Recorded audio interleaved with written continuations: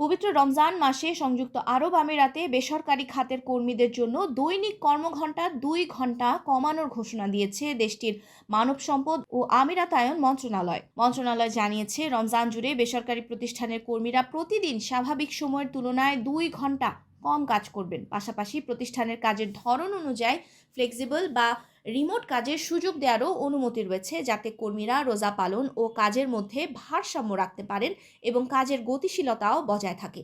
এদিকে দেশটির অর্থ ও পর্যটন মন্ত্রণালয় রমজানে অযৌক্তিক মূল্য বৃদ্ধির বিরুদ্ধে কঠোর সতর্কবার্তা দিয়েছে। রমজানকে সামনে রেখে বাজার তদারকিতে 627টি বড় খুচরা বিক্রয় কেন্দ্রে ইলেকট্রনিক মূল্য পর্যবেক্ষণ ব্যবস্থা চালু করা হবে। প্রয়োজনীয় নিত্যপণ্যের সরবরাহ পর্যাপ্ত রয়েছে বলেও নিশ্চিত করেছে কর্তৃপক্ষ।